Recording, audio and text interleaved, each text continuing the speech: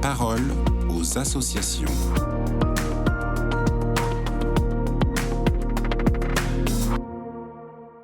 Bonjour à tous, bienvenue dans la parole aux associations. Aujourd'hui, je suis avec Benoît Autier, le responsable communication des associations familiales catholiques. Bonjour Benoît. Bonjour Agnès. Alors vous êtes ici pour nous présenter un aspect parfois méconnu de la mission de la Confédération des AFC, son rôle en tant qu'association de défense des consommateurs. Est-ce que vous pouvez nous en dire plus ?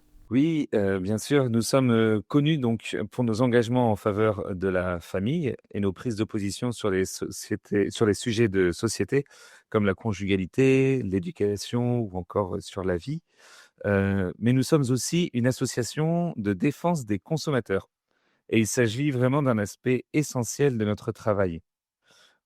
Pour un rapide historique, depuis 1987, nous sommes agréés par les pouvoirs publics pour représenter, conseiller et défendre les familles sur tous les aspects de leur vie quotidienne de consommateurs. Alors pourquoi? Mais parce que les familles sont des acteurs économiques majeurs. Elles achètent, épargnent, elles investissent. Et face à une consommation de plus en plus complexe, que ce soit dans l'alimentation, le numérique, les énergies ou encore les assurances, eh bien, elles ont besoin d'être informées, forcément, accompagnées et surtout défendues. Et alors en quoi consistent vos missions en tant qu'association de consommateurs ? Alors, nous avons 3 missions. La première, c'est déjà d'informer les familles sur leurs droits de consommateurs, comme sur les contrats, les garanties ou encore les pratiques abusives. Notre deuxième mission, c'est de les conseiller. Donc, par exemple, face à un litige avec un opérateur téléphonique ou une banque ou un fournisseur d'énergie, nous aidons concrètement les familles à faire valoir leurs droits. Et enfin, on les représente au niveau national, car nous portons, grâce à notre équipe de bénévoles, la voix des familles dans plus de 60 instances nationales, comme par exemple le Conseil national de la consommation. Voilà, nous défendons les droits des familles consommatrices sur des sujets sensibles, comme la rénovation énergétique, le démarchage abusif, les frais funéraires, hein, ou encore la lutte contre la fraude.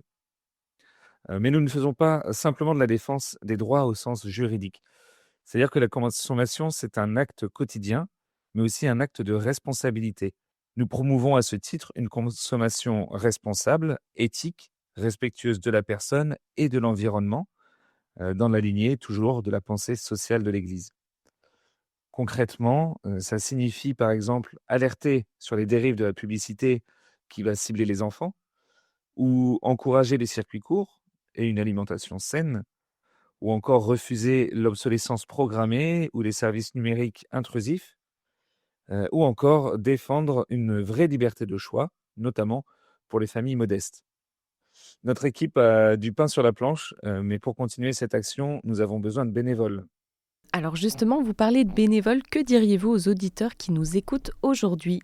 Eh bien voilà, nous recherchons des bénévoles pour nos antennes consommation.